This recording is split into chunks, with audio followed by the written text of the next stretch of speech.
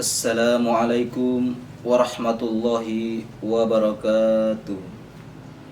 Alhamdulillahi rabbil alamin, khalaqal insana fi ahsani taqwim wa faddalahu ala kathiri mimman khalaqa bil in'ami wa taqrim.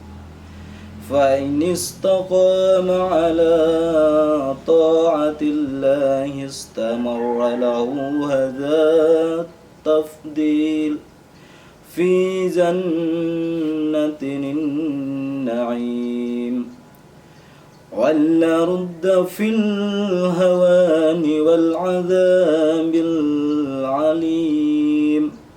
وأشهد أن لا إله إلا الله وحده لا شريك له وهو الخلاق العليم.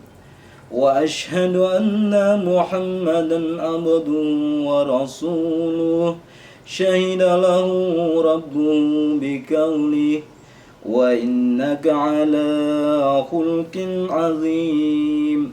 صلى الله عليه وسلم وعلى آله وأصحابه الذين ساروا على النهج القويم والصراط المستقيم وسلم تسليما كثيرا. أما بعد. Saudara-saudara kaum muslimin rahimakumullah, saya berwasiat kepada Anda dan saya pribadi untuk bertakwa kepada Allah Subhanahu wa Ta'ala. Bertakwalah kepada Allah dalam mengurus diri sendiri dan keluarga Anda. Bertakwalah kepada Allah dalam mengurus anak-anak dan orang-orang yang menjadi tanggung jawab Anda. Bertakwalah kepada Allah Subhanahu wa Ta'ala, maka Dia akan memberikan perlindungan, kecukupan dan petunjuk kepada Anda. Salawat serta salam senantiasa kita curahkan kepada baginda Nabi besar kita Muhammad sallallahu alaihi wasallam. Karena atas perjuangan beliau kita masih bisa merasakan nikmatnya iman dan Islam sampai pada saat ini. Ibadah Allah, tahukah Anda ukuran apakah yang digunakan untuk mengukur kemajuan individu dan masyarakat? Timbangan apakah yang digunakan untuk menilai keunggulan suatu bangsa? Dan apa landasan yang digunakan untuk membangun kejayaan dan peradaban? Semua itu tidak mungkin terjadi tanpa perhatian yang amat besar terhadap tema yang sangat penting ini. Sebuah tema yang merupakan cita-cita para ulama dan pendidik, malah para da'i, mubalik, serta sasaran para intelektual dan relawan. Dan sebelum itu semua, ia merupakan cita-cita para orang tua, kerja besar para guru dan pendidik, di samping merupakan tuntunan mendesak pada semua negara dan pemerintah. Betapa banyak tenaga yang dihabiskan untuk mengurusnya.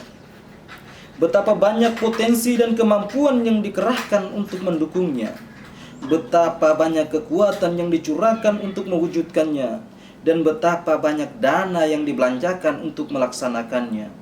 Namun, itu semua tidak bisa dianggap banyak untuk sebuah tema kecil kejayaan umat yang berkuasa, sukses dan memimpin.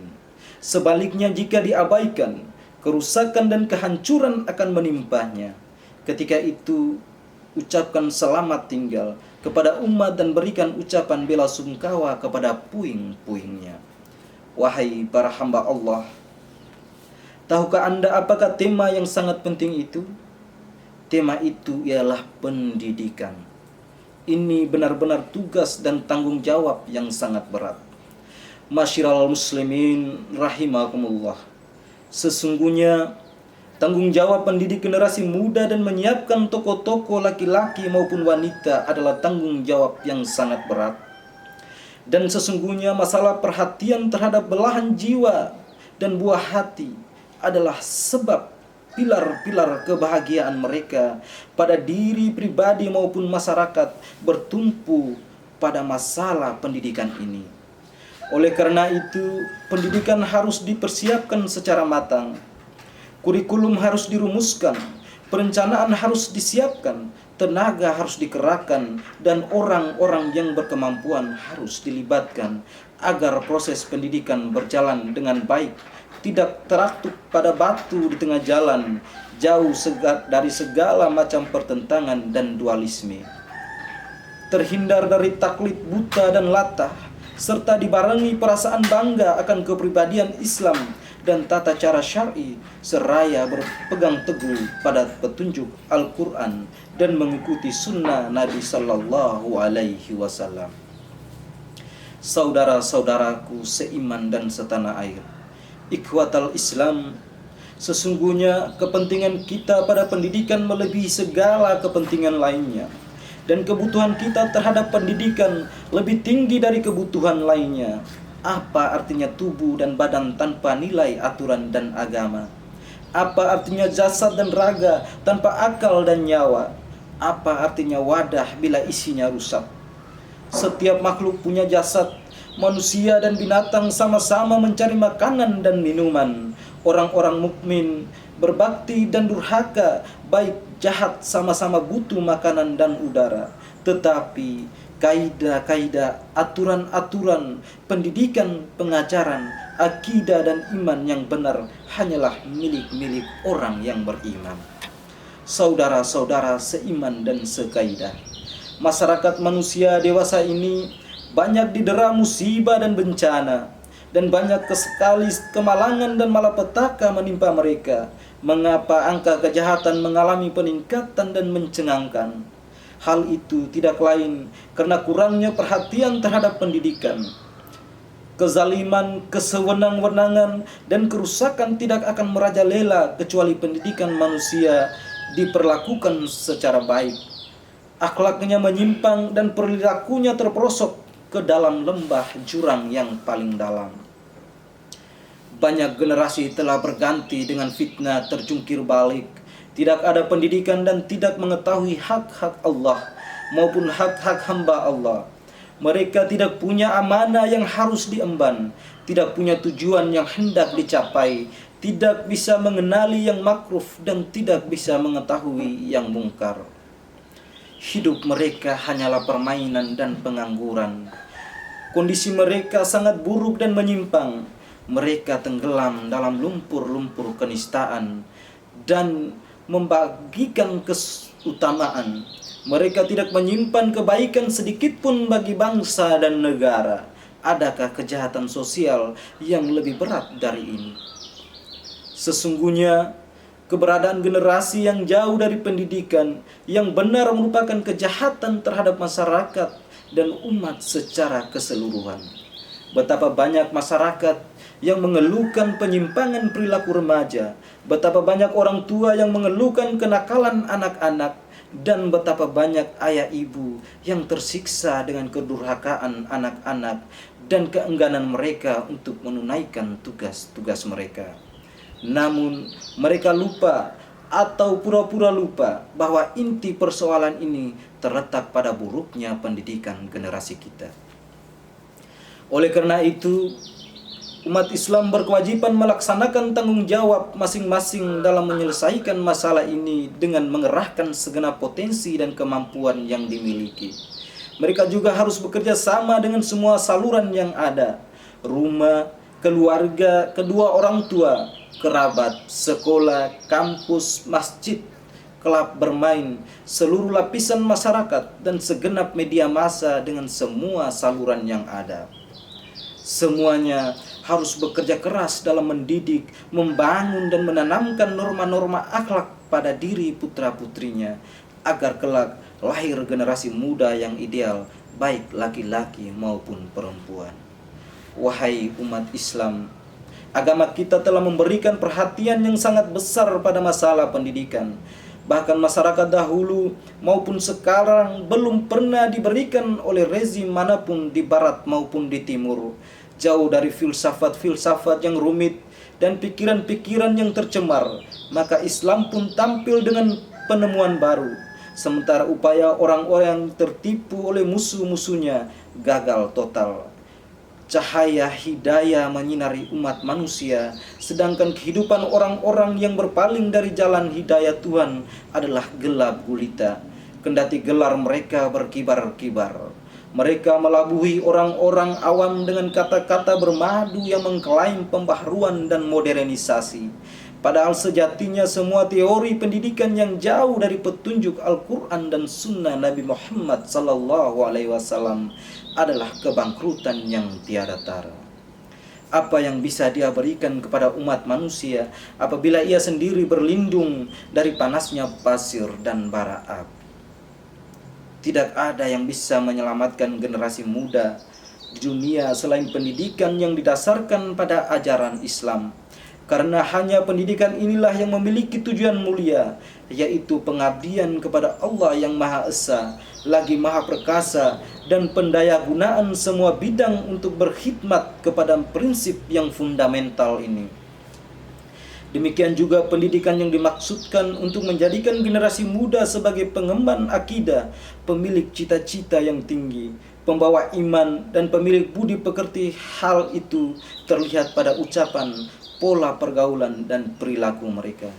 Ikhwatil iman, ketika merenungkan tentang saluran-saluran terpenting bertanggung jawab atas pendidikan di masyarakat, kita melihat bahwa rumah adalah pondasi utama pendidikan. Keluarga adalah bibit pertama dalam pelaksanaan proses pendidikan, dan hal itu harus mulai dari pemilihan calon istri salihah yang memiliki asal-usul yang baik dan mutu yang bagus. Karena seorang istri harus dipersiapkan menjadi pendidik yang handal dan sekolah yang pertama. Dan hal ini harus dilakukan secara bertahap hingga si anak dapat membuka matanya di pangkuan kedua orang tuanya. Di sini ia harus mendapatkan perhatian akhlak dan pendidikan iman yang memadai sebelum perhatian masalah duniawi. Ini berangkat dari kewajiban Islam dan masalah tersebut. Allah Subhanahu wa taala berfirman, A'udzu billahi minas syaitonir rajim. Bismillahirrahmanirrahim. Ya ayyuhalladzina amanu qu anfusakum wa ahlikum naran waquduhan nas wal jizarat 'alaiha malaikatu ghilazun shidad la ya'suna allaha ma amarahum wa yaf'aluna ma yu'marun. Hai orang-orang yang beriman, peliharalah dirimu dan keluargamu dari api neraka yang bahkan bakarnya adalah manusia dan batu. Panjangnya malaikat-malaikat yang kasar, yang keras, yang tidak mendurhakai Allah terhadap apa yang diperintahkannya kepada mereka dan selalu mengerjakan apa yang diperintahkan. Quran Surat At-Tahrim ayat 6. Menurut para ulama, maksudnya ialah ajarilah, didiklah dan bimbinglah mereka dengan suatu yang bisa memelihara mereka dari azab Allah Subhanahu wa ta'ala. Ini adalah amanah yang sangat besar. Benar-benar celaka orang yang mengkhianatinya.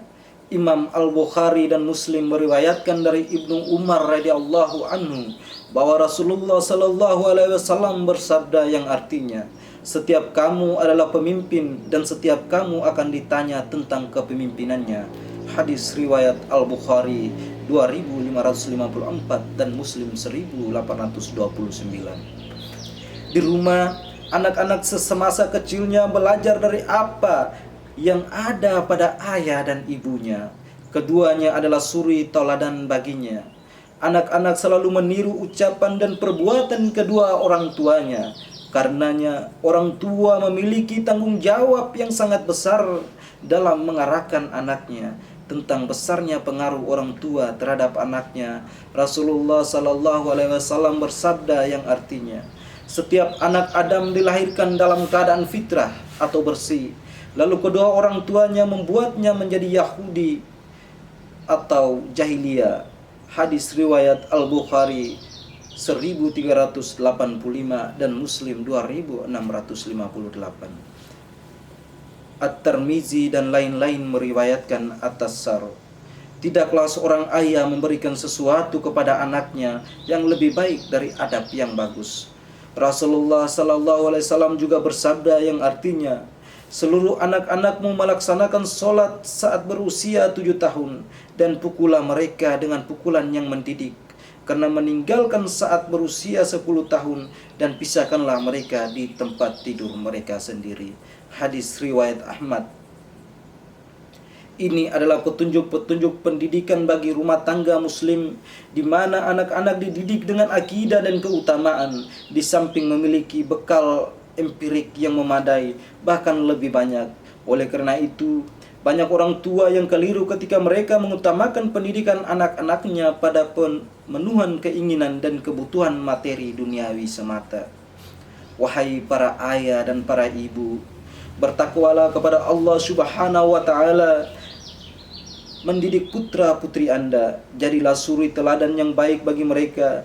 Didiklah mereka untuk peduli kepada kitab Allah dan perhatian kepada sunnah Rasulullah sallallahu alaihi wasallam. Ikutilah jalan Islam di dalam mendidik mereka. Perlakukan mereka dengan lemah lembut, tapi tegaslah kepada mereka bila mereka melakukan kesalahan berulang-ulang. Jangan sekali-sekali tampil di hadapan mereka dengan penampilan yang tidak layak. Biasakanlah mereka berbuat baik untuk orang lain. Biasakanlah mereka dengan akhlak yang mulia saat bergaul dengan sesama. Biasakanlah mereka menjaga lidah mereka dan menjauhi caci maki, dusta, ucapan kotor, dan sebagainya. Dan janganlah sekali-kali putra-putri Anda melihat pertengkaran Anda, karena hal itu bisa mengganggu kejiwaan mereka dan merusak mental mereka. Jangan pernah menyerahkan sepenuhnya proses pendidikan mereka kepada para pembantu rumah tangga, karena hal itu sangat berisiko terhadap keluarga.